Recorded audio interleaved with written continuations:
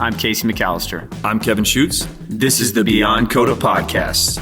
Man, how much can go on in a few weeks? Yep. Golly. It's been a lot. What are we going to talk about today, on. Casey? Oh man, let's talk about it all. Okay, let's just get into it. So, but we can't start off today on a crazy note. We have some awesome stuff that's gone on directly in the Koda community in the last few weeks. So, Bricktown Throwdown. So, Koda hosts a competition in OKC every year called Bricktown Throwdown, and it is it is the biggest team competition in Oklahoma City and probably the state. There's a couple other big ones, but it's probably the biggest team competition in the state of Oklahoma. And, by far the biggest one that Koda hosts. By far the biggest one that Koda hosts. That. Yeah.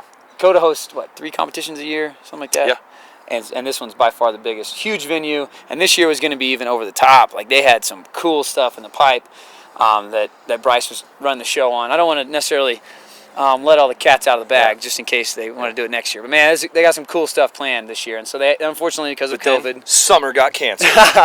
Summer's canceled. So they ultimately had to cancel the competition.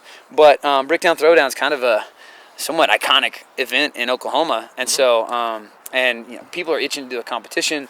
So Bryce had a good idea and some other folks to have a fundraiser, online competition that was going to benefit, a good cause.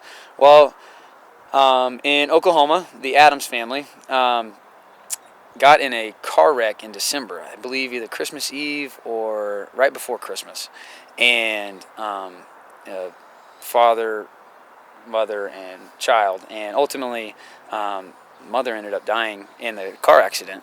And father was badly injured.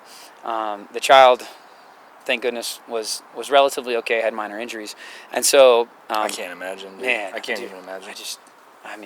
There's nothing good there. But in that, so this family actually went to a gym in Oklahoma, and it's good representation of the true meaning of the CrossFit community, right? And so Koda, along with some other partners, decided to have a fundraiser for this family and raised over $11,000. Yeah, that's awesome. And it's just an online competition.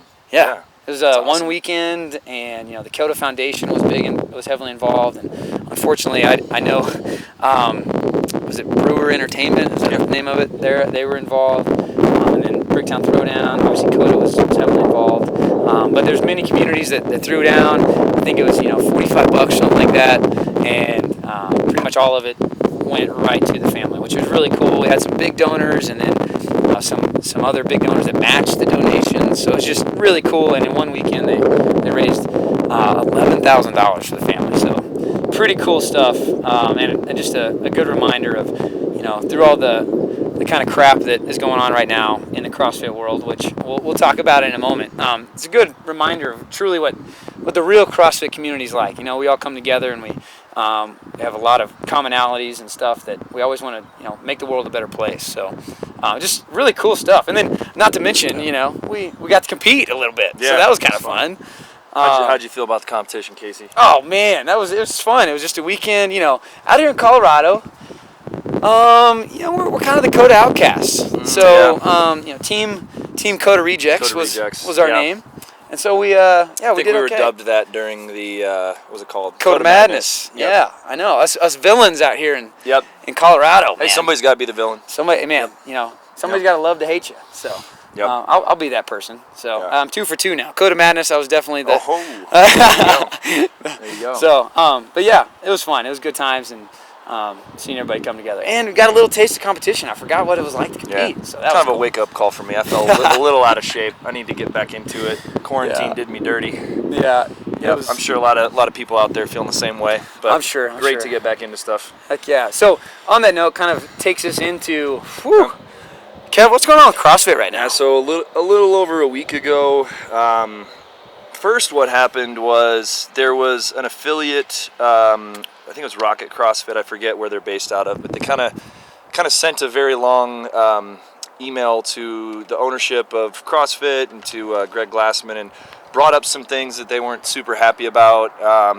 It was written, I think, respectfully, but had a lot of critical things. And the former CEO of CrossFit, Greg Glassman, had a really pretty just mean response to that affiliate owner, which is not the first time that this has happened. I mean, kind of like in CrossFit, the ownership, the mindset is kind of, if you're not with us, you're against us. CrossFit HQ. CrossFit HQ, not in CrossFit gyms. In CrossFit HQ. Thank you for clarifying that. So that was kind of the start to it, and then there was a Twitter comment that was potentially made supposed to be funny, but it was not funny. It was, In the best light, it was untasteful. In the worst light, it was much at worse best than it was that. untasteful.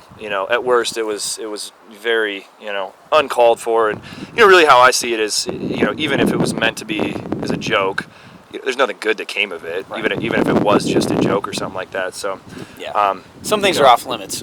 Yeah, and so we wanted to get into it a little bit today and talk about a few of the things surrounding the situation. Notably, I mean, like how we do things at Koda and how that affects us or does not affect us when CrossFit HQ does things. And we've gotten a lot of questions over the last week and a half of, hey, are you guys going to continue with CrossFit? What are you going to do? So we're going to dive into a little bit, and I think it helps for people to know what it means to be a CrossFit affiliate and what we get from it, what we don't get from it, and what the whole structure of it is. Sure. So we want to dive into it a little bit today. I think on that same note, as you're talking about Greg Glassman, who is the CEO, he's also the founder, and so I think it is important to realize why he's so involved with CrossFit, is because he literally created what we now know as CrossFit. Like from day one, he came up with it, and he's kind of had this, this me versus the world mentality from the get-go, and he literally started with a gym of 20 people and now has an affiliate program of over 15,000. Well, was over 15,000. I don't know where he's at now, but worldwide. So he, he's kind of in the last 20 years, I think. He said he's been doing CrossFit or created CrossFit. Like he's created something that is awesome, but he's also still heavily involved and besides all the other things that have gone on that are at the very least untasteful and at the other side of it, like just completely wrong, he's been so involved. He's kind of like almost like he's protective of his baby, and it's become it's always been like the David versus Goliath thing with CrossFit. I think that's what helped it originally be successful in the beginning, because it had to be, in like the marketing world, they have like the early adopters, and then there's like multiple different phases of like a product, and you take something like Tesla, and the first 5% that convert over to it are people that want to go against the grain and do something different than the rest of the majority. And that was kind of CrossFit in the beginning, is everyone did either powerlifting or Olympic lifting was kind of on the fringes, and that was like specific gyms, and then people went from bodybuilding, or they ran, or they biked, mountain biked, or whatever, and they were all stuck in this specific like lanes and staying in their lane. And kind of CrossFit was starting to combine a lot of those different things and then put a clock on there and make it competitive. And so it was kind of going against the grain at first. And I think that the mentality of headquarters, of CrossFit headquarters, and the ownership was why it became successful at first, of like we're not afraid to take on the fitness world, and then it started going into we're not afraid to take on like the health world with big soda and big pharma and all the different aspects, and they've done a lot of things to go against that and to win against some of the different organizations that are against CrossFit and kind of just against like letting there be truth out there. But I think that what is it, live by the sword, die by the sword, and kind of this is a good example. And once you grow to as big as CrossFit has become, the rules change a little bit, I think. Well, and I wonder too if over time, maybe in the beginning it was like, well, we're going against it, but we're going to go against the norm in a tasteful way. And maybe now that it's almost got to the point where they feel like they can do whatever they want, and that might be a reprepresentation or. I'm a little off on that. Remember like the Pukey the Clown and all that stuff? That's not very tasteful. That's not super tasteful to have that on your wall. But I think it's something we can all get behind when it's like, everyone drinks 6 sodas a day or whatever. Like let's fight that. Like, let's fight the good fight. This is a totally different situation. Yeah. I agree. So I think it helps to dive into some of this stuff, and all Casey and I come from way different backgrounds of what we did before, opening a gym.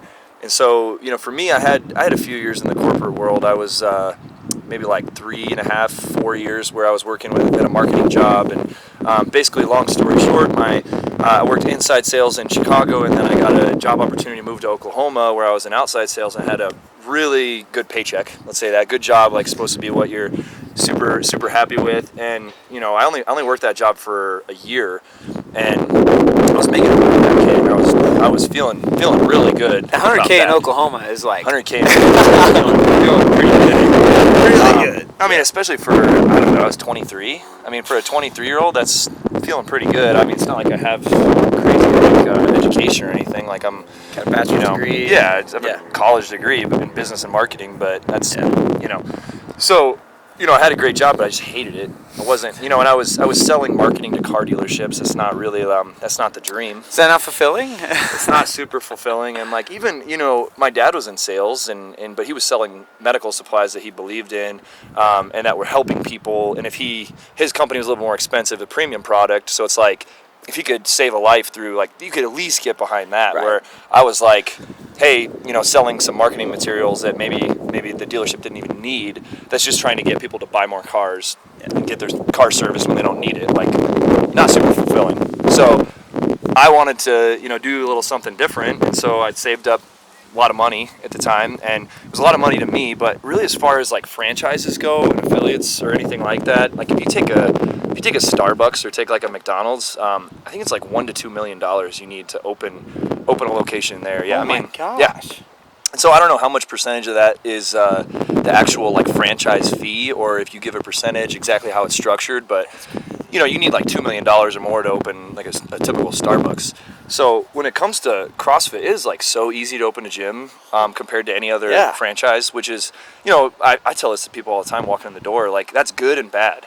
Is it literally takes, the affiliate fee is $3,000 now, and that's increased from what it used to be. There's some gyms that are on $500 a year. So that's $45 a month. It's pennies. Really less and than that. That's crazy. I still remember the exact numbers. I remember putting spreadsheets out to open our first location, and it was $36,000 to open, and that included the affiliate fee. That included like 2 months of rent just to make sure, even if we didn't have any money coming in, that was all the equipment, flooring, all that type of stuff. And we added a ton of stuff within the first 6 months once we started growing, added more equipment and all that type of stuff. But as far as opening a business, like $36,000 is like, that is nothing compared to, especially like a physical business. If it's just a service business, maybe you can get by like cutting lawns for less than that. Less than but that. When you have a location and where people are coming to and other bills, and that is nothing. So it's super easy to open a gym, and that's always been kind of like the moniker of CrossFit, which is cool. Is it's like easy to open a gym location, and really all you have to do is have $30,000 to $60,000, and then you need to go to a weekend certification, and then boom, you're good to go. And so, at Koda, we've, a lot of our coaches and especially our owners have done a lot of continued education to advance our, education, but we didn't have to do any of that stuff. Right. We could have kept being an affiliate, so it's just super easy. And so that lends itself to there being some good gyms, some bad gyms. For sure. And so, obviously, we try to be a great gym and try to do everything right and continue on, but it's very easy to open a gym. So we're saying all this and kind of getting into the background here because we've had a lot of questions like, what, are you guys going to stay an affiliate? Like, why? And so getting into some of it, it's almost, okay, Casey and I are having all these conversations along with all the other Koda owners is like, okay, what do we get from CrossFit? And we used to get a lot more. Yeah.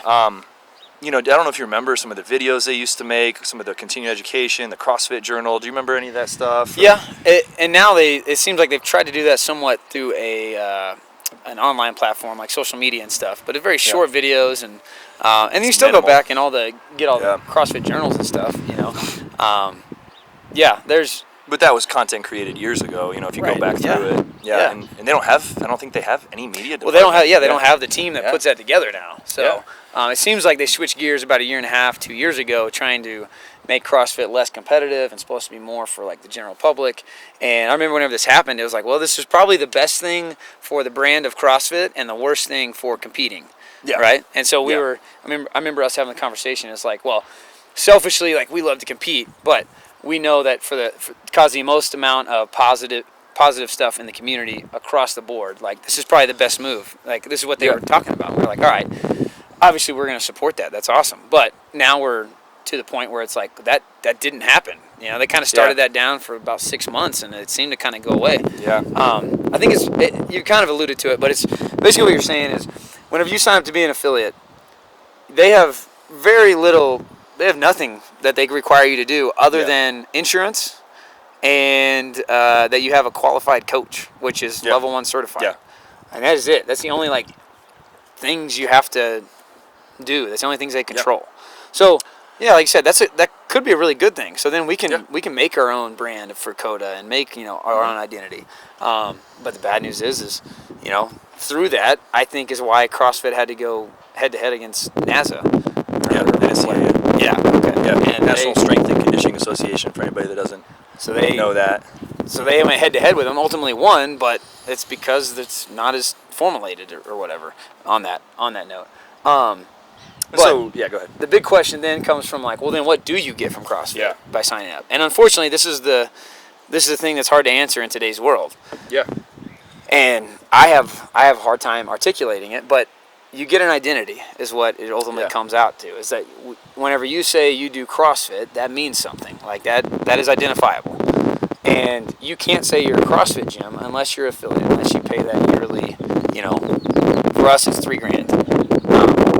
And which sounds like, well, that's all you get to say. But if you think about if somebody says that they're an Ironman athlete, you know right away what they do. Yeah. Right? Or if you play basketball, awesome. You know what that is. Or if you're a bodybuilder, that's identifiable. If you say, well, I do functional fitness or I do constantly varied. Yeah. What was it? Somebody said it's like trying to change from Kleenex to facial tissue. Yeah. How many years would it take for people to start calling it a facial tissue if Kleenex did something wrong? It would take quite a few years, if ever. So we do identify the cause of it. We identify as the CrossFit gym, And unfortunately, now's the swing time. Is CrossFit gonna be only attached to Greg Glassman, or is CrossFit gonna kind of continue where it's to kind of be its own identity? Well, the way that I see the whole situation, to try to simplify everything, what we get, what we don't get. We used to get more marketing from CrossFit. We used to get we put out our own marketing and our own content, but they used to put out a lot of marketing that was really a lot of feel-good stories and would highlight a lot of different gyms and stories. Well, what we've always gotten from CrossFit is they defend us in a legal sense. So this, and I saw this multiple times from owning an affiliate now for over 7 years, the 2 different ones, and we would have a gym that would open up down the street and they wouldn't pay an affiliate fee. They call themselves CrossFit, and then CrossFit would come after and say, hey, you can't do that. So in a legal sense, it protects other gyms from unjustly using the CrossFit name. And then the CrossFit Games is something, But it used to be a huge marketing. It used to, and it still is good marketing for a very specific subset of the population. So they focus on the CrossFit Games, and who knows if it'll happen this year. That's a whole other conversation. So that's really about what we get currently. But that being said, there's the last 20 years of brand image that's been built up, and that's kind of what I see what you get from the CrossFit name nowadays. And I see the affiliate fee as them, saying, hey, it's not much, guys. Just keep going with us. We've built this thing up, but and CrossFit HQ has done a lot, but really at the end of the day, it's the affiliates that have really built the brand image. It's, what we kind of hinted at earlier was there's good and bad gyms out there, but it's survival of the fittest. The ones that have been around for 8, 9, 10 years, you got to be a decent gym to be, making a living off of running a CrossFit gym for 10 years. And you got to have some all around, good business mindset, good practices, good coaching, good community. Yeah. You have to have the total package to run a gym. Anybody that's ever been in the fitness industry knows this. Yeah. It's a hard industry to be in because it's just so easy to go personal train or anything like that. So you have to do things the right way and do them for a long time to stick around, for a long time. And so the reason we bring all this up is, CrossFit has zero effect on how we run our gym day to day. We put out a statement right away, when all this stuff happened, that we don't stand by, anything that happened. We've always tried to walk the walk and be as welcoming as we possibly can to any person that ever comes in the door. And really tried to create an inclusive community. Both of us have been at Koda Norman for many years, and then now coming out to Colorado and opening a gym out here, Koda Ironview. How do you feel like we've been as far as inclusivity goes? Oh man, I don't think there's any debate that, it's pretty cool whenever you can literally, once you step inside the gym, everybody's equal. I mean, like, as soon as you come in the walls of the gym, it doesn't matter. Like, literally, if you went out in the parking lot, sometimes you're going to have a $80,000 car right next to a $3,000 car that is getting worked on every other day. Yeah. And whenever you're working out side by side, nobody knows who drives what, and nobody cares. It's true. Like, nobody cares about your political affiliation, your opinions on anything. Like, your age, sexual orientation, race, anything like that. It is awesome, man. I mean, you literally come in and everybody gets stripped down to the bare necessities, and then you see that too in the communal aspect of not just CrossFit, but specifically, I feel like at Koda.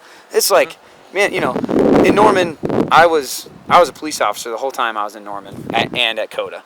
And I literally would have people in class that I have been to their house on a call and seen inside the walls of their house, and been on, I don't even know if you know this, but I've been, there's a few members that I'd actually got a call out to their place, and then I'd see them in the gym. Now, it wasn't like they did anything horribly wrong, but there was stuff going on that, that if everybody knew about, would be embarrassing. But it didn't matter. Like, you're in the gym, and it's like we're in there working out together and stuff like that. And I think the only judgment that goes on is if people are shaving reps or not trying hard. That's about the only judgment. No joke. Hey, did you do all those reps? That stays with you. Like, that stays with you, and that is else. And I guess I'm okay with that. It's like come in, work hard. That's all that matters. Which goes back to like the Koda's values, right? Core values, integrity, progression, and community. So these things are stuff that Kevin and I ultimately we came up with. I remember we used to have coaches meetings sometimes in Norman, and we'd all get together, and Kevin was really cool about just like, hey, we're just gonna get together and talk, and hopefully something good will come out of it. I got a couple things I want to go over, and so he's like, you got any ideas? Bring it up. So I was like, at a meeting, I said, hey, do we have core values? And if we do, awesome. Let's get them out there. And so I remember Kevin and I and some of the other coaches at the gym, like, we spent a few weeks like coming up with these values of like why we want to truly put them on the walls and talk about them, put them on our website and all that stuff. And integrity is our first one because it's like the base of everything, right? And that goes back to shaving reps or starting early or whatever, We like to say that all the time. Integrity's first for a reason. You could say it sarcastically if somebody isn't. Yeah. Right. But then we say it seriously also. Yeah. So and I remember character is what I wanted it to be, and because I was like, man, character is like everything to me. And I was gonna say we came up with 5 or 6 originally. Yeah. I don't know if you remember that. I think character might have been one of them. It was just too many though. Yeah. Yeah. So, I remember that.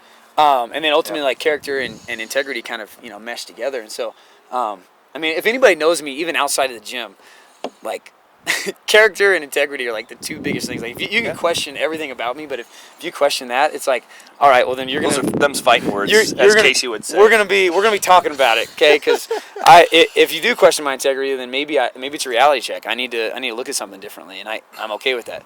But if you're just like, question it for... just on a whim, it's like, whoa, like, we need to talk, and that's not okay. And I think most people are that way. Like, maybe some more extensive than others. I'm probably on the more extensive side. But, but it's just like a general, like, human thing is you want people to respect you, trust you, and live your life with integrity. I feel like in CrossFit, you can find out a lot about somebody's character and integrity in a workout. As silly as that sounds, you sweat next to somebody long enough and suffer alongside somebody, you create a bond, right? Which... a lot of gyms you walk into, and right at the door it says "Leave your ego at the door," and we don't write as many quotes on the walls or anything, but I do like that one. And that one's hard to do. When I first started CrossFit, I had to leave my ego at the door. Let me tell you, it is hard to do, man. If we had the quote, I'd like to say, "Leave your ego at the door, and then your lunch in the toilet." that would have been my saying when we first. Yeah, that probably. Leave your ego at the door. I left my breakfast out on the sidewalk. How about that? Yeah. Anyway. And so then it was like, all right, what about progression, and I can't remember what the other one was for progression, but I remember you in particular kept saying like, want something that's like, always trying to be better. Yeah. And that's too many words, right? And so, yeah. And in every facet of the word, Right. our fitness, our health, but also, our integrity and, as coaches, as athletes, as owners, as people, as friends, As people is what really stands out to me. Because, I mean, there's so many things that I go through in the gym as just an athlete that can translate over outside the gym so much, man. Like, you find out so much about yourself whenever you're suffering, whether it's 5 minutes or 30 minutes. Like, you play a mind game, right? And God forbid you go out and do like a 3-hour workout, get smoked on the side of the mountain. Like, you can find a lot about yourself, Yeah. So progression's a big deal to us, and I think we kind of understand why. And then community's obvious, right? Yeah. All these gyms say it, but like, what does it mean? And it's not any one thing. It's like what we're talking about. Whenever you come in and everybody's stripped down to their basic levels as humans, and like nobody's judged. And the Bricktown Throwdown, where we see a fellow CrossFitter that needs some help, and we all come together and help out.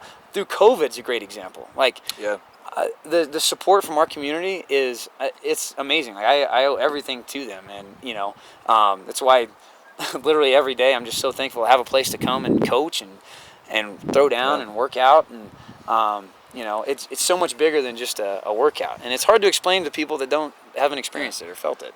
On that note, like it's something that I just recently like came to the realization that I don't verbalize it enough, like how thankful I am for the Koda Norman community of starting that, and then the Koda Ironview community here. And it's I like posted something yesterday. I'm not on social media anymore, and I just kind of realized like I don't verbalize it enough. Like I'm so thankful for the last few months. Like it was extremely stressful, but part of the stress was like us trying to figure out how we could still help our members. And it could have been, oh my God, are we going to be able to reopen? Like, are we going to have to shut down? Like, am I going to have to go back into slinging advertising for car dealerships? Is Casey going to, be a cop? Like, and so the stress wasn't necessarily like, are we going to be able to reopen? It was like, how can we figure out the solution to this bad situation Which for everybody? Goes back to exactly what you're talking about. So right now you just said, hey, I realized that,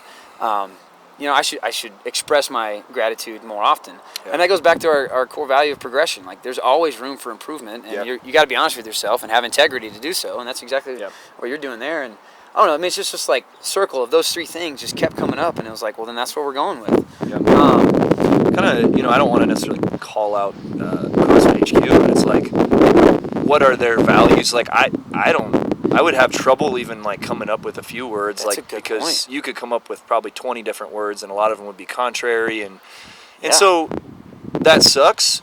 But it's also like there's positives and negatives to that. Like come up with their own. Yeah, and like the CrossFit leadership and HQ is kind of like, hey, here's this cool thing. Like, all right, you go do what you want. Yeah. With it. And so it, I don't want them to tell me how to run our gym. Like, I want to be able to run our gym how we want to run our gym and do what we feel is right. And so it's cool that they're hands off and they don't control anything that we do. Yeah. And so that definitely, years ago that was like awesome. Like, I don't really want them to tell me what to do. I just want them to let me use the CrossFit name and do what I want to do. And that was what led us to coming up with values, is we wanted to try to verbalize it. It's weird. Like, I feel this ode to CrossFit. Like, oh, I need to represent CrossFit well, though. Yeah. But I wonder if HQ actually feels that way about the affiliates, or if it's more of like, well, no, we're gonna do what we want to do. You guys just, you guys need to make us look good. Don't make us look bad, or we'll kick you out of the club. I don't know what side of the coin I'm on that, but just brings up a good question. Like, we're not in, we're not in the room. We don't have the conversations. They're so far removed too. Like, I don't know. I mean, literally up until last week. So I'm on the email list for the affiliate side for Koda Ironview. The only emails I ever got was, hey, is your insurance up to date? Yeah. And hey, your affiliate fee is due. Yeah. Last week I did get emails for the first time ever, so that does show some change, which I'm sure we'll talk more about. But it's at least a step in the right direction. Now, it wasn't a whole lot, but it was something. Yeah. But yeah, they're so far removed. Like, maybe it's hard to even say. So it's like how I picture it is, like the movie 300. I know it's a little older reference, but it's like this like small group of just like elite, specimens of human beings against this just like huge army. And I feel like CrossFit HQ is like Leonidas is like this just came is like he's like, are you with me or not? And if you're not with him, and it's like, get the hell out of my way, like get out of here, like this is CrossFit. Yeah, like I don't know, it's kind of like that's kind of like the mindset is like they're like, we're gonna take on all this, and if you're not with me, then screw you, get out of here. Yeah. Which is like, it's such a good it can be good, but it would be like if King Leonidas just started saying like ridiculous stuff. And well, on that note, it's like, all right, so I think in the beginning CrossFit was that, like the 300, right? Yeah. And then now though, it's like an army of thousands, right? And so now it's like, all right, hey, you represent a much bigger population, and even though you're not hands-on telling us what to do, like you do represent us to a certain extent. And so there should be that mutual respect of like, hey, I want to make a good impression on CrossFit, not just from a business standpoint, but I care about the CrossFit brand. And you would think the owner / CEO / founder, obviously takes pride in it. Like, I don't want to put words in his mouth. He obviously takes pride in it, but he also doesn't. One of our members, they said it. Sometimes your greatest strength is oftentimes your biggest weakness. Yeah. And that's maybe what we're getting to now. But it doesn't. At the end of the day, it doesn't excuse any of the statements that were made, and some of the behavior that you've seen over the years.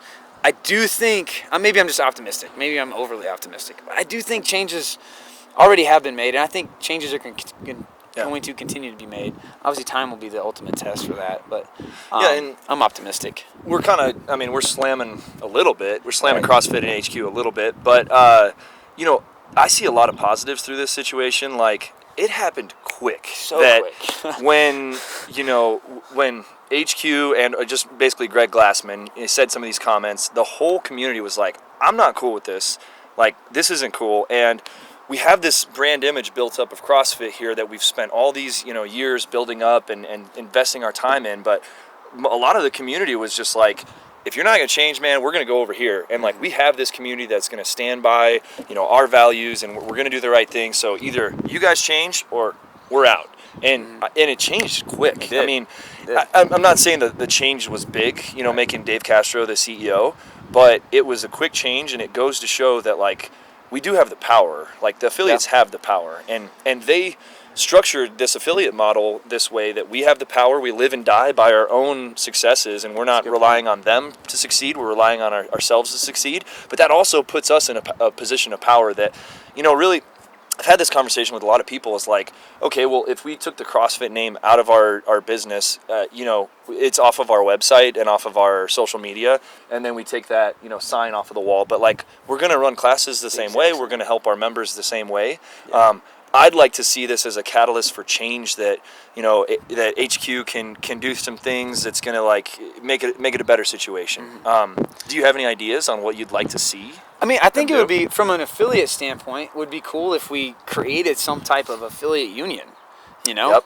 Like, we didn't even talk about this. I have a lot of ideas. I want to hear what you have to say. I have a lot of ideas. You look at any big business. So take, especially in the sports world. So you look at the players' union in the NFL or the NBA or whatever. Like, there's certain things that go on that kind of help checks and balances for the corporation and for the little guy. And the affiliates, I think, represent the little guy. Yeah. So with the cost of entry being so low, and then also, they would just give us a voice, and like, all right, let's say CrossFit wants to partner up with a company that is, something we don't believe in from a union standpoint. We could denounce that affiliation with a sponsor, or we could potentially get more sponsors because, like, for the CrossFit Games or whatever. Yeah. Although we don't benefit directly from it, those brands represent CrossFit.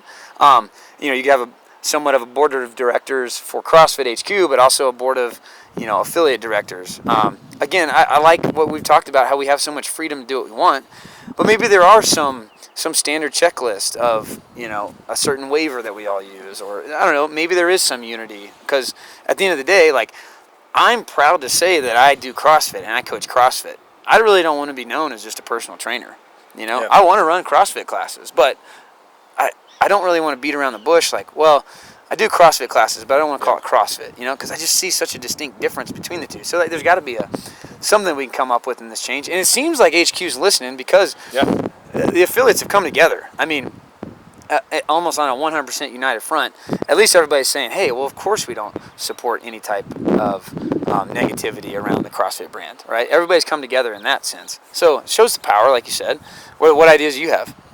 Well, I was just thinking as you were talking that I don't know if I've ever walked into a CrossFit gym and been like, man, these people are not very welcoming. Like, That's such a good point. You know, I've probably been to over 50 over the years. Yeah. I can't say I've ever walked into a gym and been like, wow, these guys are jerks. That's a good point. And you know, obviously there's sometimes there's like cliques and stuff like that, but like as a whole, at least the coach or the owner is typically very welcoming. And I would say 99% of the time I've had, you know, the other members, hey, what's up? What's your name? Like, where you from? Like, blah, blah, blah, you know? And so it's very, very, very inclusive at any CrossFit gym I've ever been to. Expanding on your idea, I kind of see it in, and I don't know that much about politics, but I see it as, you know, almost our system we have at the top. What if there was 3 entities and 2 out of 3 had to vote to change something? So what if it's the ownership of CrossFit, board of directors, affiliates? It's just like the United States. That's what I'm saying. Yeah, I'm not that political. I don't know that much about it, but I know that there's 3 different entities, and you have to have majority, you know. And so that sounds great. My idea, I haven't heard anyone suggest this, so I'm coining this. All right. All right. So there's 15,000 affiliates. So you'd think that would be 15,000 votes, but you get 1 vote for every year that you've been an affiliate. Oh. I like that. So if you've been around 10 years, you get 10 votes. Yeah, and it could be a freaking Google survey, like what on some, you know, like, and there could be monthly that there's things that are brought up and like, hey, where do we want to do with this? Why do you get more just because you've been around longer?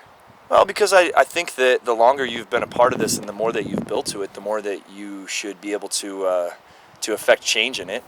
If that makes sense. I mean, just in general, like I value a 10-year affiliate owner's opinion more than a first-year affiliate owner. I'm just thinking maybe it's like, a sliding scale. Maybe you get 3 votes for 10 years and 1 vote for 1 year. I'm just thinking like, so for you, you're not on any affiliate. Well, I'm not anymore. You know what I mean? So it's like, oh, well, you've been in the game that long. Well, I'm going to make you vote how I want to vote. You got more tenure. Yeah. But you know what I mean? Like, and you know, at the end of the day, it's like there's so many affiliates, and like if we voted on a you know, specific issue or topic, it's like your vote doesn't matter that much. Right. But you know, like I want to do what the majority of affiliates want to do, and like I would most likely agree with the majority because we're all in this together. We're Isn't all that fascinating? And, yeah. Like we don't communicate with any other gyms as far as like how we do anything. Yeah. But we're all kind of on the united, or not kind of, we're all on a united front, and same page, which is that's pretty powerful, man. Where else can you find that in the world? Yeah. Like a business that has no control over what you do, yet you have the exact same message and passion and end goal. Maybe you have different routes of how you get there, you know, maybe some gyms like a certain thing or whatever, but overall everybody's working towards the same goal. That's pretty cool to think about. What's interesting with this situation is that I feel like, so whatever, 15,000 affiliates, I think 10% have like verbalized like, hey, I am de-affiliating, or I'm, you know, de-affiliating if there's not some huge changes. And maybe it's 15 or 20%, but the other 85% I think completely agrees. It's just maybe they're like, hey, like I want to stick around and like give them a chance, like give CrossFit a chance to see if they can fix this stuff. But I would say that 95% of affiliates are probably agree that you know, we want to see some different changes, things and some things that could be positive for the whole community. So my backup option is I've heard board of directors thrown out a bunch of times, and it's like kind of funny because you just imagine like this like table with just suits around and like so serious, but then like people are like, all right, we need like Matt Chan and Chris Spieler and Rich Froning, and then we need like Nicole Carroll, the director of training, Adrian Bosman. It's just funny because you imagine like suits around like a board of directors, you know. So the fittest board ever. And the thing is, like, okay, so what if the affiliates could vote on the board of directors? There could be like, you know, and it sounds so political, like I'm going to pick my politician, but I guarantee that the ownership or Greg Glassman or whoever of CrossFit HQ that'd be choosing these board of directors would probably choose very similar people to the you know, community the affiliates would choose. So I feel like they could set something up where we're choosing the board of directors and we feel like, okay, these people are going to do the right thing, where they probably would have chosen the same people anyway, but if they choose it, it's going to look like they're just like picking yes men that are going to do what they want. Well, like so like Rich Froning, for instance, or any of those names you said, Matt Chan, all those names, like they're so identifiable. They benefit if CrossFit benefits. If CrossFit succeeds, they benefit from it. And then also, if we as affiliate owners like pick them, well then obviously we chose them. So yeah, that seems like a pretty good balance. Yeah. And then maybe too, you I don't know, you have somebody that is, that would be easy. You just put out information about what's going on in the CrossFit world for all the new people, not just affiliates, but like everybody that's new coming in, because people either have no idea what CrossFit is when they come in the door, or they think it's what they see on TV. Yeah. It's really those two things. Or they most of the time though, it's like, oh, somebody said, hey, my friend told me to come check out your gym. Yeah. So it's like, send out some more information, which it sounds like in the beginning of affiliates, that's what they did.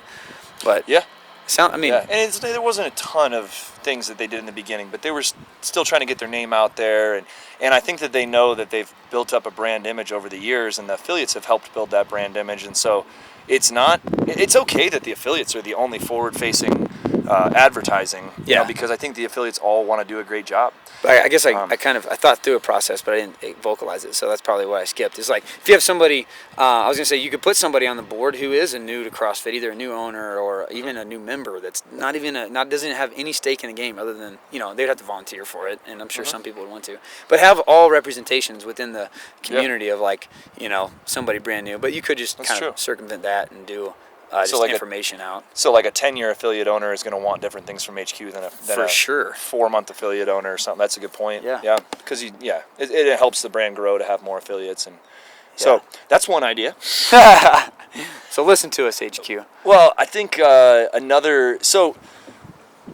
biggest thing that they do, and the biggest thing they probably spend money on is, got a little wind coming here. Hopefully it sounds okay. Yeah. The CrossFit Games. I mean, I would imagine it's very expensive to run. I would imagine that the CrossFit Open leaderboard is super expensive, the website and all that stuff. It is a lot that goes into it. I'd like to see, I've seen some people online saying like, hey, we need, CrossFit needs to donate to this charity to support this cause, blah, blah, blah. Yeah. Well, what if half or 60% or 70% of your open registration went towards multiple charities? And the reason I think that would be so much more successful is, imagine at our gym here, if we're like, hey, like a 70% or 100% of your registration fee goes towards charity, like we would really, really push this. We would try to get every single member signed up, and every single member would feel great about signing up. And then it would be even better CrossFit Open. It would be a better environment, better community. And then if they took 70%, like let's say they only got 40 signups, and then they took 70% donated to charity, we might get 160 signups or something like that. They're going to make the money to cover their costs anyway, and everyone's going to feel good about the situation. It's going to be a bigger participation in the overall community. Like, I'd like to see something like that with the Open. Yeah, what you're saying is the Open, I get what you're saying, but it's pretty fast. So if you did it, 70% of it goes to charity. Excited. Even though 70% of it go to charity, instead of us only having 40 signups, we would have 150 signups, which ultimately would be a net profit or more profit for HQ, and all this money going to charity. And it would just be cooler if we had more participation in the Open. For sure. So right now, I think people used to view the Open as like the way to get to regionals and then to the games and all that stuff, and that was how most people viewed it. And at first, like, there was a lot of participation, but now I think a lot of people are like, oh, I just don't want to do that. Yeah. And I think that if it was, going towards some different causes, I think everyone could get behind it. And be excited about it. That would be Koda's done this, created the Koda Foundation. Yeah. I mean, you create an organization that was a nonprofit that goes to that, and then HQ could use that money to then do things within the community. And that's one thing that I'm ignorant. Maybe there's something like that already at HQ, but they don't market it, or they don't advertise it, or they don't, talk about all the things they're doing. So, that might be a misinterpretation on my part. Maybe there is something like that, but if it is, it's not very effective because I don't know about it. I'm an affiliate owner. Like being around, being an owner for a lot of years, they have done over the last 20 years.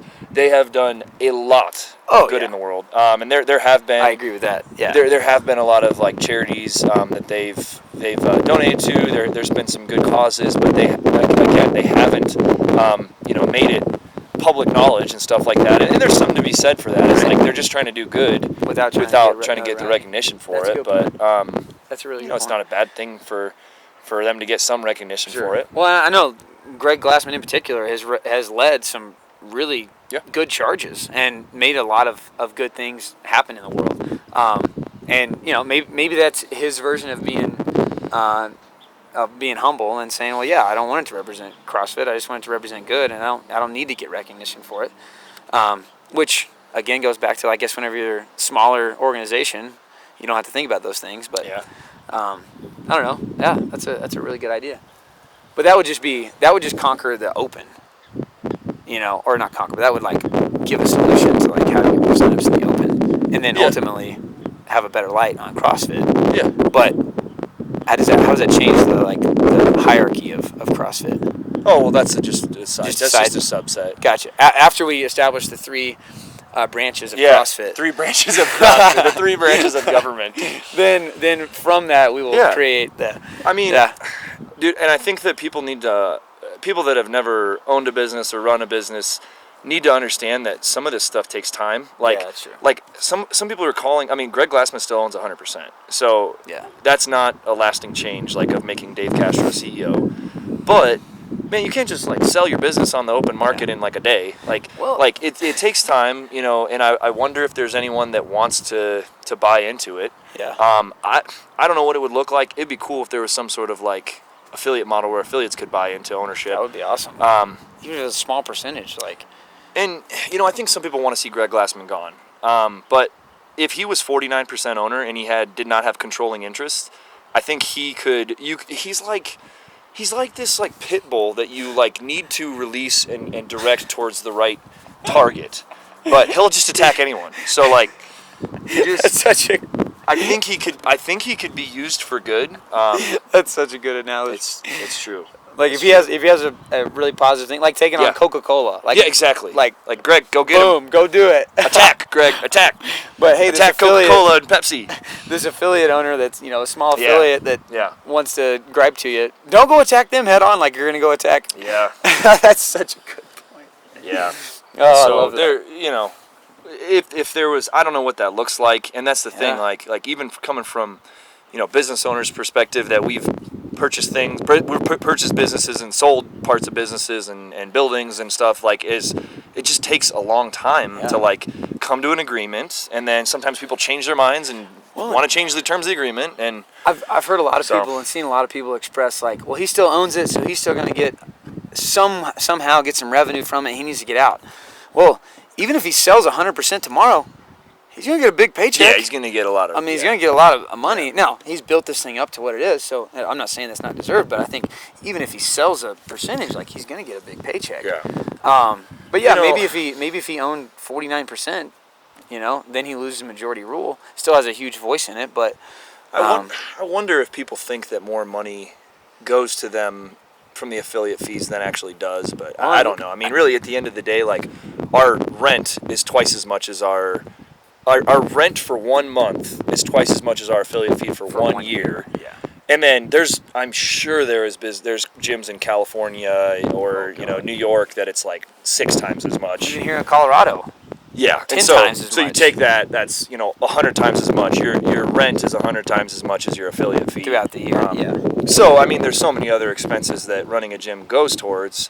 That doesn't make it right. Like if you don't want your money to go towards Greg Glassman or CrossFit HQ, but I wonder if people overvalue how much is really going to them. I don't know.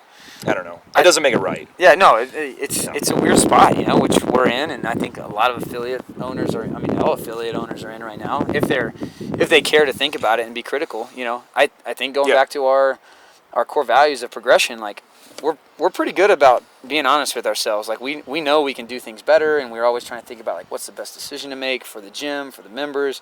And then, at the end of it is like, all right, we want to be successful with, the business side of things. Like, we're pretty good about being critical of, like, how can we do things better? And right now is one of those times where you got to be critical. Like, all right, from a business standpoint, what's the best thing to do? From a moral standpoint, what's the best thing to do? And, there's not a clear answer, And I think the clear answer is that, nobody agrees with anything that's negative, right? Like, that's pretty obvious. And so, it just depends on, all right, what's the next step? And I think you and I have talked a lot about it, and it seems like we're kind of in the mindset. I mean, to give a little bit of clarity for our members and people curious about where we're at, is like we're kind of in the holding pattern right now of like, well, we hope that there's changes made, and it seems like there's changes. At least the ball's rolling. We'll see how much change is actually made, and then go from there. But I see it as a hot and heavy marriage that started off fast. It was love at first sight.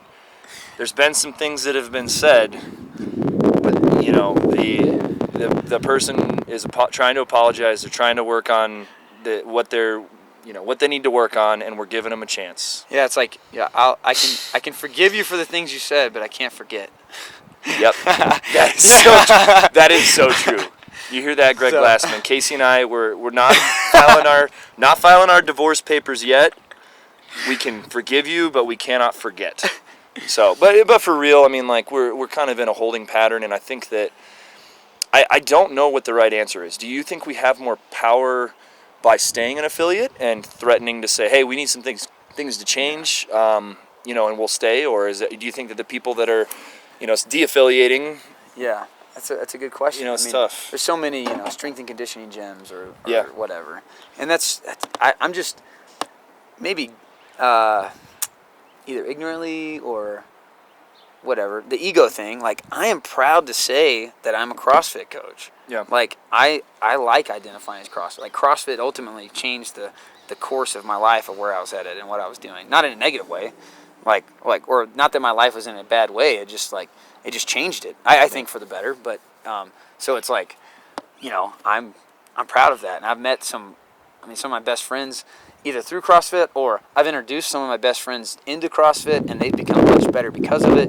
I mean, I've seen people, meet the love of their life and get married, ultimately have kids and a family out of it. Like, I mean, those are deep things that ultimately, if I could be wrong, I don't think people would have found a gym like CrossFit if it just said strength and conditioning or whatever. It's really hard to prove that or say that, but I do think a lot of the gyms that are successful as CrossFit gyms without the actual name are those that started off as CrossFit and then took the CrossFit out of it, and now they're still successful. Which I think Koda's in a place where if that's what we wanted to do, I think we could do it. It would be a change, but I think we could do it. It's just, for me personally, like I just like saying I do CrossFit. I don't want to say I'm a personal trainer. Well, hopefully there's still pride in that. That's the thing. Yeah, that's what we'll yet see. To be determined, I think. Yeah. And I hope that HQ can make some changes and represent a little bit different, so that we can continue to be proud of that name, because over the last week and a half, maybe not. Yeah, for sure. So, I mean, and I think, really what we're trying to get at with all this stuff is that CrossFit doesn't have an effect on anything we do day to day.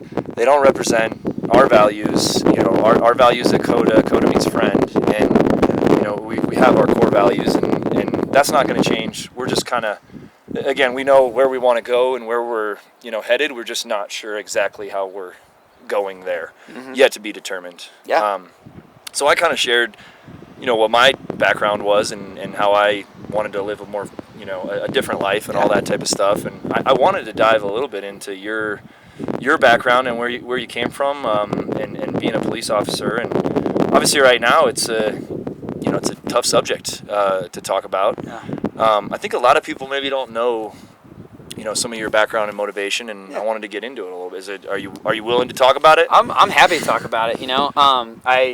I hope people listen with open ears right now, because I was a cop for 8 years, and I loved it. What made you want to become a cop? Good question. So my dad was a firefighter for a long time, and I was kind of always attracted to public service. I thought about going to the military for a while. I was like, oh, that sounds, pretty secure career. Like, I'll go in there and, have like the service mindset and stuff. An accountant is a secure career, Casey. I don't know if is that why you want it, just for the security? I mean, at 18, you're like, oh, that's something. I can be so rich. I can make $30,000 a year in the military, But there's a service mindset there associated with the firefighter. And then I was selling shoes, and I went on a ride-along with one of my customers. I was just chit-chatting with him, and he was a cop, and did a ride-along with him. I was like, this is pretty cool. Did he invite you, or did you ask the guy? No, he invited me. Like, I mean, I don't know if you know this, Kevin. I talk a lot. So so whenever I was selling shoes, got in a conversation with him. I was like, oh, dude, super cool guy. And what was funny, he ended up doing some pretty cool stuff at OKC. He was a detective, last I heard.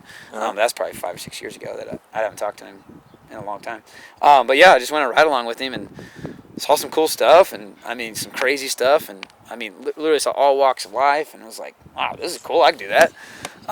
So I had a buddy that was applying to some police departments, and he put in for Norman. He was like, hey, Norman's hiring. And I was like, well, Norman's kind of small. Like they're equivalent to like Boulder as far as the size, so about 170 officers.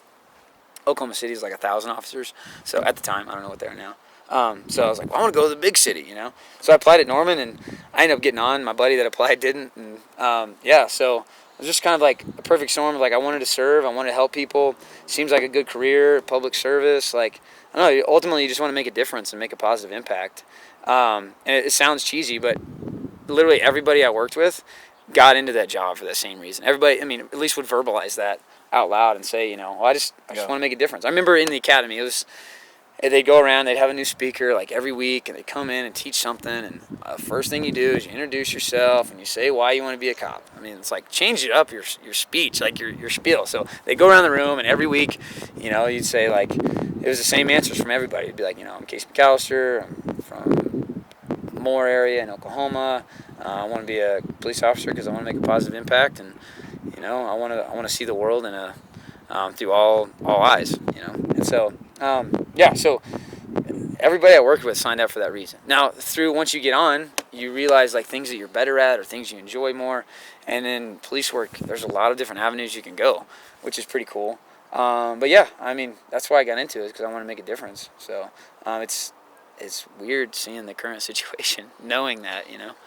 So you were on the streets for how many years? Yeah, so I worked day shift for like 6 months, and then I worked afternoon shift for like 5.5 years after that. Afternoon shift for people is, because it's probably different in some departments. Yeah, that's true. So what's the time? Oh man, when I started off, it was 1 p.m. to 11 p.m., and then it went from like 3 p.m. to we were on 10-hour shifts for a while, and then we went to 8-hour shifts, and then went 10-hour shifts. But ultimately, it's afternoons. You go in the early afternoon, and you stay till, you know, not quite middle of the night. Some departments go like 2 p.m. to 12 p.m. or 12 midnight or something like that. So I think a lot of people, I'm, you know, ignorant, but I'm just assuming. So when you work 1 to 11 p.m., you probably get a wide range of calls, wide range of, you know, different types of stuff going on. You get everything. So, I mean, even the criminals go to bed for the most part at like 3 a.m., right? Like nothing goes on at like 3 a.m. Like it's pretty slow. I mean, the weekends, you know, be busy. But overall, like Tuesday night, 3 o'clock in the morning, you know, there's not a whole lot going on, right? And then day shift is generally speaking like 6 a.m. to 4 p.m. or so. And so you get, you know, everybody that wakes up and sees that their car got broken into at 3 o'clock in the morning when nothing was going on. You know, some domestic stuff. We have a lot of car accidents. You know, this is day shift stuff. You have a lot of, I mean, that's why traffic units work in the middle of the day, because that's when all the traffic is out, right? People, obviously there's a negative association, and I'll be quite frank, I got a ticket like less than a year ago, so because I was speeding. Gosh dang it. But the point is, like, for the most part, is like people work traffic during the day because traffic's out, so you get a lot of that. You get accidents. You can go work traffic yourself even if you're not a traffic unit. But afternoons, you get some of the night shift stuff. So night, you know, drinking starts afternoon or so. Drinking starts whenever you want. Whenever you want to start. It's 5 o'clock somewhere. So I mean, let's just face it. Like alcohol plays a big role in it, but like. Up to 11, you know, you got disturbances going on. You got people coming home from work, getting in arguments with their better half. You know, kids coming home from school. Just kind of the heat of the days in the afternoon, and you'd be surprised how often that kind of like triggers people. So yeah, afternoon shift, you get like everything. You get the night shift stuff of like the night shift stuff of like, you know, just, you know, things go bump in the night, right? It's like, and then you get the day shift stuff of, you know, report calls and traffic accidents. So you get a little bit of everything. And I remember when I was in training, I'd worked afternoons, and it was like, as soon as we got a briefing, boom, we went. Yeah. And I remember doing paperwork till 2 or 3 o'clock in the morning every night on afternoons when I was in training. One, because I sucked at doing paperwork. It took me forever. But then also when you're in training, you're just trying to get everything, you know. So, so afternoon shift was awesome. It was a great learning experience. I got to speak to all walks of life. I got to do every call you can think of. I've probably been on. And people are going to ask, did you ever shoot somebody? No, I've never shot anybody. Other than that. Is that a question you get a lot? Oh, people always ask, hey, you know. I don't think I've ever asked you that. No. So, yeah, that's about the only thing I didn't do while I was a cop. I did a lot of other stuff, though. So. Yeah. So 6 months on morning shift, and then how many years on day shift? Like- or after it was afternoon shift? Yeah, so you afternoon called shift. It's like 5.5. 5.5. Yeah. So that equals 6 years. What'd you do the other 2 years? So my last 2 years, I was a school resource officer. Why'd you want to do that? Dude, so I was... So give us a quick summary of what a school resource. So school resource officer is a cop in the schools, basically. SRO. SRO. Why you sign up for SRO, it is across the board, right? Why did you sign up for So SRO? I signed up, to be completely transparent. I was really lucky in my career. I got to do a lot of cool things in a short amount of time. And, I worked afternoons, so I got to do all that stuff. I didn't go to night shift, which would have been kind of cool, but I got to do a lot of stuff within the department. A bunch of special teams and a bunch of, training positions where I was... Fitness instructor, pistol team, and SWAT team. Yeah. Was there others? Firearms instructor. Oh, I thought that was pistols. Pistol team and firearms So instructor ignorant. are different. I was Okay. defensive tactics instructor. Yeah, defensive tactics. Yeah. Let's see. I was what's called what is it called? Crisis intervention. Oh yeah, you told me about it. Yeah. Officer. So I went to CIT school. I got to do a lot of cool stuff, and so I was just kind of at a point where my department actually didn't have SROs, and they developed a whole new department, got city approval and all this stuff. So it was like Yep. you could be like a pioneer as an SRO within my department. So Okay. I was like, man, one, I'm known as the fit guy that can shoot and is on SWAT team, right? Like the macho stuff. That was kind of my reputation, which I wasn't scared of or I wasn't proud of, but I didn't want to just be known as that. I wanted to do something else that was, and SRO on its surface is the most unmacho thing, right? You're gonna go work you're gonna go be a kids cop. Is kind of what Yeah. it's known as, and I actually remember that in schools thinking is that a real cop? yeah, exactly, right? Sorry. So, no, Sorry. And so I was like, well, now's my chance to kind of one, make myself more rounded and be exposed to that, and then also prove that SROs are cool. SROs can be awesome, And then it's pioneer within our department would set the tone. So whose mindset were you trying to change? You said SROs can be cool. Yeah. Were you talking about the public's mindset, the kids' mindset, what? Honestly, my departments. Okay. So, my department, there's a few guys that are like, yeah, that's awesome. And then there's a bunch of guys that are like, man, I'd never do that. That is so crazy, blah, blah.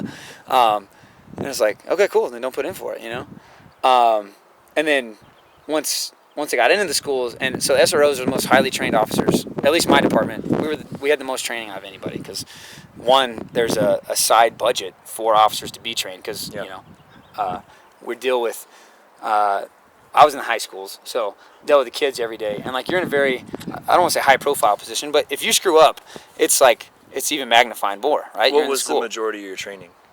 What type of training? You're talking how crisis intervention, how to that interact, was part of it. what? How to interact. But then there's a school called SRO training, and it's a 40-hour school. Every summer we would go to a 40-hour block that was speakers and training from all over the nation.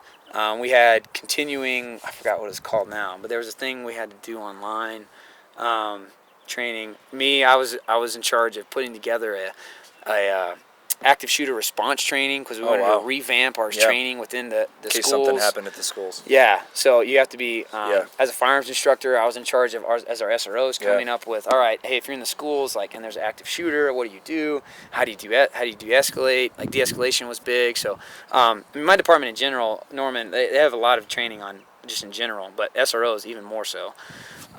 So the intent behind most of the training was de-escalation. 100%. Gotcha. That's the overall. I'm not leading you with questions. I don't know. No, I don't know the answers to these questions. Trust me, I know. I don't mind talking about it at all. I feel like you've told me other reasons maybe that you wanted to change from working the streets to the schools. Yeah. So that was just kind of the initial whenever I put in for it. But once you kind of they had a board and everything, and so you have to kind of do some critical thinking. I'm like, all right, what's my goals here? Well, immediately it's well, I get to interact with kids every day. And when you work the streets, it's fun and all. But I go see somebody for 5 minutes and tell them, either what they're doing wrong or, hey, don't do this, don't do that, or arrest them or give them a ticket or whatever it is. Nobody calls the cops to say, hey, I'm having a great day. Thanks for coming by. right? They come over. I to can say, honestly say I've never called the cops to tell them I'm having a good Right. day. So, you go see somebody for 5 minutes or 5 hours, whatever it is, but ultimately it's you see them at their worst time. Well, in the high schools, we're still recording. In the high schools, I know and I recognize that I'm going to get to work with the same kids day in and day out and see them for multiple hours throughout the week, and get a chance for over a year to see them at the minimum. And if they start as a freshman and I'm with them for 4 years in high schools, like I get to potentially make a really big impact on them. Never thought about that. It's like in the CrossFit world. Like, what if I just like coach the class for somebody like once every 2 or 3 years, just one class? I probably couldn't change their mind or make an impact. But what if I did that for 10,000 people? I couldn't make much of an impact. But if I only had 100, 150 people, but I saw them every day, I could probably. I guess I've never thought about that angle. And so now my high school had like 2,000 kids in it. That's a lot, but not all 2,000 not all 2,000 want to talk to you as a cop, and then also not all 2,000 they go to school just to go to school, and it's not social hour. And then you have others that are social hour, and but almost every kid at some point gets in, it's that growing up stage, right, where they're in some type of situation, and most of them will open up at a certain point, and and my partner and I, man, we were good at it, to be frank. We had fun with it. We interacted with the kids. I was the loud, outgoing cop. He was the quiet, reserved, like father figure cop. Like it was great, man. It was so much fun.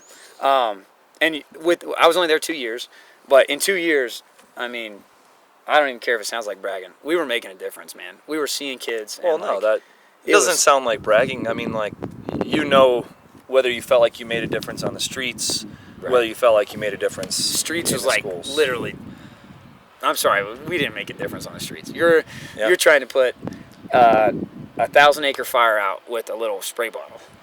Like, just do what you can, to like control damage. It's a good image, I guess. But in the high schools, man, like, gosh, it was awesome. And then the other SROs, like, awesome job about, some of them were in the middle schools, some of them in the high schools. But after so our second year, we added on another 4. So if we started with 4 SROs, and then year 2 we had 8, and then we started having this team of SROs that were like making a difference, man. And like, it was cool seeing the impact. And like, I can even feel myself getting kind of jazzed up talking about it, because that's kind of why ultimately whenever you're preparing for the board, you're like, hey man, I got an opportunity here to do some good. So that's why I decided to go in the schools and try to make a bigger impact. Maybe smaller quantity of interactions, but higher quality of interactions.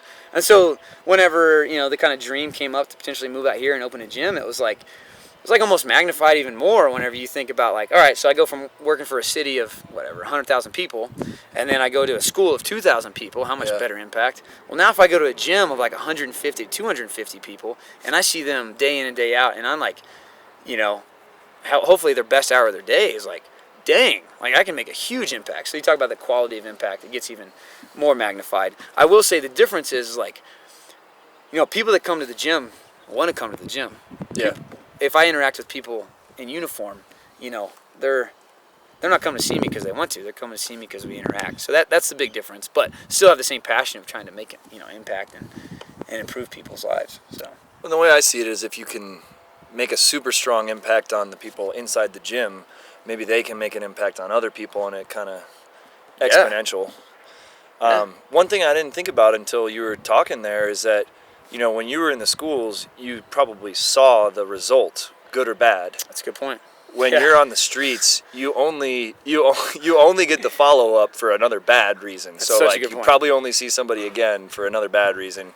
If you did ever change someone's mind or make an impact, you're not seeing them again. Unless you're not unless you're seeing them at the grocery store. Maybe like 2 or 3 times. I remember one time I was eating at Ted's, which, man, I miss Ted's in Colorado. Ted's Escondido. I think that's what it's called. That's Yeah, so we're eating at Ted's. Ted's pretty good. I was off work. We eat with my family, and didn't think anything of it. And this lady on her way out, she comes up to me. She's got like tears in her eyes, and she's like, "I just want to let you know, you saved my son's life, and he's doing great now. That's him and his wife and his child. And I just want to let you know I appreciate it. He recognized you and didn't want to come say hi just because he didn't want to get emotional.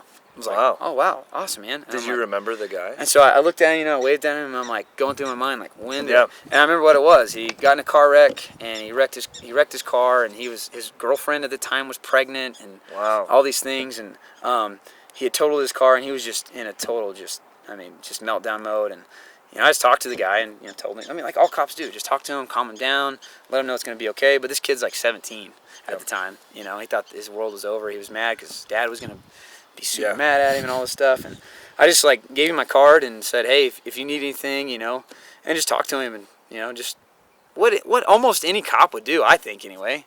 Sit there and talk and reassure him that's okay. Maybe not every cop. But I was gonna say, I mean, like, it's a tough question. Do you think you're optimistic? Maybe I'm over optimistic. Yeah, I don't know. Yeah, I mean, maybe I'm naive to think that, but yeah. So, but that happened maybe like 3 times in my career. Yeah. So yeah, you're right, and that was working the streets and stuff. But yeah, in high schools, I literally had somebody last month send me a message on Instagram. Really? And give me an update of what they were doing That's and how cool, they were, man. and I'm almost 2 years removed from the schools. Like, Yeah. man, like that tells me. And when we first moved out here, I think I told you, like literally almost every week for probably 6 months, I got a message from a student that was just either checking in cool. on me or telling me how they were doing. Because when I was a cop, I didn't allow them to be friends with me on social media because I just thought that was unprofessional. I told them once they graduated, if they wanted to send me a friend request or whatever, then cool. But yeah, so yeah, I don't know where I was going with that, but yeah. So, you sounded like the schools was a success. Why? What made you want to leave? What made you want to stop being a police officer? Yeah, so I mean, ultimately, it kind of came up to I loved my job as a cop, but the dream of moving out here. So there's a few things like family side of stuff. Kaylin and I, my wife, I worked the SRO gig. I have my own personal training clients that I did, and then I had my own training, and then I coached, and so ultimately, I mean, thank God, Kaylin's a way better person than I am, but she put up with me not being around the house like ever. And then Colorado's awesome. I'd love to live in Colorado. So I mean, those 2 things right there, just being able to spend more time with Kaylin, and then being in a place where that's just amazing, and then that would ultimately force Kaylin and I to lean on each other even more. But then from like a career aspect is like, well, as a cop, police work will always be there. So if I really feel the calling to go back, then I always can.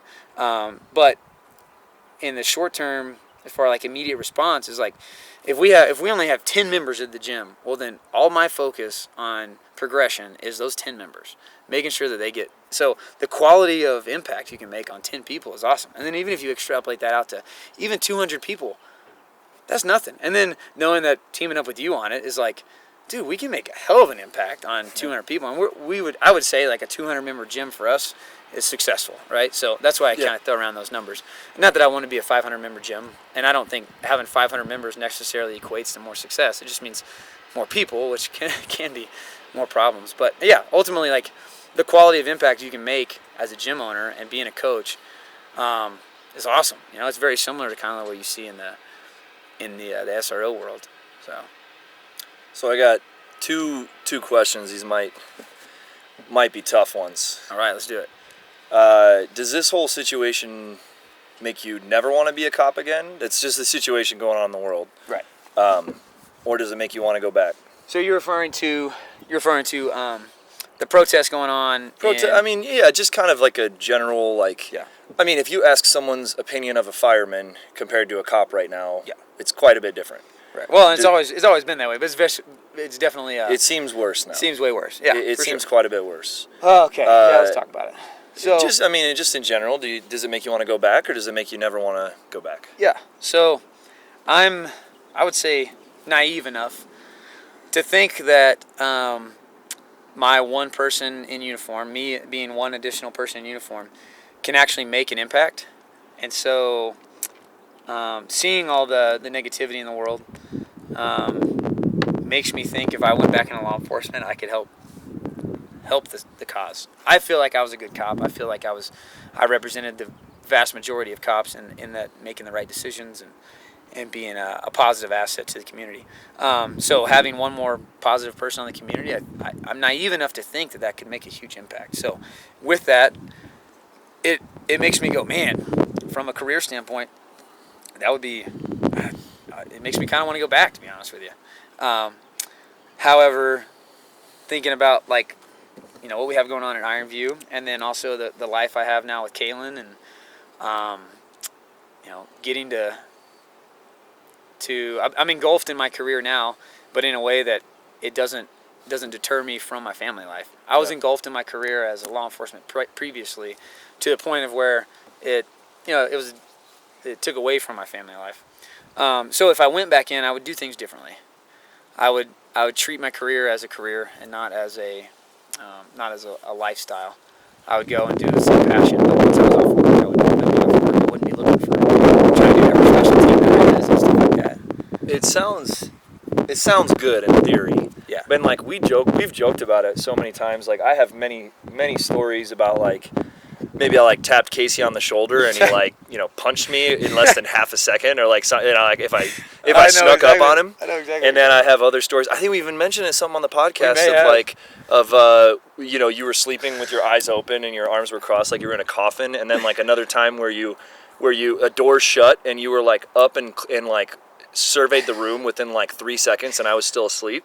Yep. I mean, like, I think it's easier said than done that you're like, I would totally separate my True. stressful job from the rest of my life. That's where, true. I could see, we joke about it, but it's like, I could see It's fair. that it was very stressful, even if you tried to make it not stressful. And dude, I fair. get stressed out about exercising and like helping people with their fitness. I can't imagine. I can't imagine. I joke about that now. People, ask me to compare this versus police work, and I'm like, man, honestly, like, the biggest stress is obviously making sure you have a business that is what we call successful, whatever that is in your terms. But then far from that is like, coaching a class, I feel the most comfortable and I enjoy the hell out of it. Then it's like, all right, are the bathrooms clean?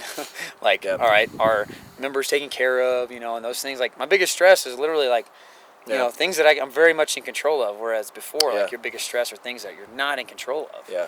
So that's fair, and that's what I'm saying. I'm not. Whenever I describe it, I consider myself naive to think that it's that way. Maybe it's optimistic or whatever, but and I do think there's part of people that sign up to serve, whether it be military, police, fire, EMS, whatever. There's something that's hard to articulate, and it's you hear people call it. They refer to it as a calling, of like, man, there's something about like you understand that there's a danger or whatever, but not to sound like heroic and everything. You're just like, okay, yeah, there's a danger, but shoot, I could die in a car wreck on my way home. Like, all right, whatever. Like, there's a chance you can make an impact, So, but I'm also like, I consider it naive because I know if I step back and take a 1,000-yard view, my one position behind the badge isn't going to change people's opinion, but in my mind, I know that, all right, well, I'm doing literally everything you can to try to help solve the situation.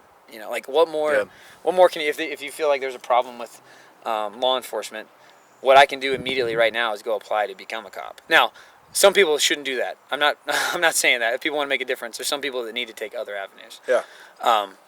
Not everybody's made to be a cop, and some people need to go do protests, and some people need to go petition for, create new legislation, and some people need to, education and stuff like that.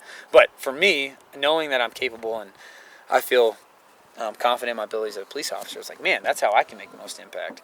So yeah, it's weird, man. I haven't really sat down and thought about this till now. I think there's some parallels with your career and us wanting to hold on to the CrossFit name. Is like, we've been investing like the last 8 years into both as athletes and coaches and gym owners and stuff, and it's kind of like it's important to us, and we want the CrossFit name to be like, it's been drugged through the mud with Greg Glassman, and we want it to return to its former graces. And I wonder, do you think that if you were never a cop that you would want to go to be a cop in this, No way in hell. Dude, yeah. If I wasn't a cop before, it's important to you because you spent so much time and effort. No matter, I'm sure that as time goes on, I'll have more and more distance from known as a former police officer. But right now, most of our members, most people that know me as the former cop, now gym owner, right? Yeah. Like, not, that's identity to me. And I self-proclaim to be a former cop. I'm proud of being a cop. I still have a lot of friends that are cops. And the biggest thing that sucked about being a cop was the politics. Those politics aren't going anywhere. Yeah. And from inner department, not even the outside stuff. I was a police officer whenever some of the last bit of riots that went through. Totally different situation than this one, and rightfully so. So I'm kind of like you talk about compared to CrossFit. I'm maybe overly optimistic that I think some changes are going to happen, and you see some changes. Yeah. I just hope they're beneficial changes. There'll So, be changes though. I've got one more question for you, but I want to share a side note here while you think of your answer. Okay. So on that same note, if you could change one thing about, policing that you think would help the world, would help the situation for everybody, but both cop safety and, civilian safety, what would that be? Now, think on that for a moment, and your whole story kind of, just some of the things you're saying reminded me of, I don't know if I've ever told you this, but when I used to explain you, I would say, when you call 911, you want Casey to be the one that answers. So, and what I mean by that is, he wanted to do the most good, but he was also very physically prepared, mentally prepared to respond to any situation or anything like that. And, I have a very limited perspective on police officers, but I did view you and honestly some of the other people at Koda Norman that were police officers as like, you want them to answer the call when you call. Yeah. So I just kind of a side note. It's funny. I guess it's just like that. it was like, dude, when you call 911, you want Casey to be the one that answers. Yeah. That's how. Because when I would talk about you to people that hadn't met you yet or something like that. Well, I kinda appreciate funny. that. That's an ultimate compliment for sure. So let me hit me with your answer. So I kept really high standards for myself as a police officer, but also just as a person in general. And I know that most officers don't hold themselves that same standard, and that's across the board. You mentioned, firearms, physical fitness. I was very big on trying to be able to de-escalate just with use of words in a productive manner, not an overpowering manner. And unfortunately, so as a fitness instructor, right, whenever I was at my department, we tried to implement a mandatory physical fitness test where there was no standards. Literally, you could go take the test and walk the 1.5 miles and do 0 push-ups, but you had to go sign up, and if you did 0 push-ups, you had to write down that you did 0 or whatever. No standards. The union fought it to the point of where we couldn't even make the officers take a test. They had to voluntarily do it, and if they didn't take it, there was no punishment. Yeah. And some departments have given rewards for those, but anyway, it's ultimately a case.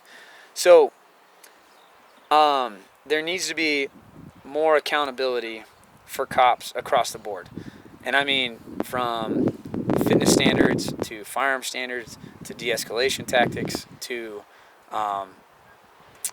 exposure to things, because unfortunately law enforcement is like it's like the opposite of a pyramid.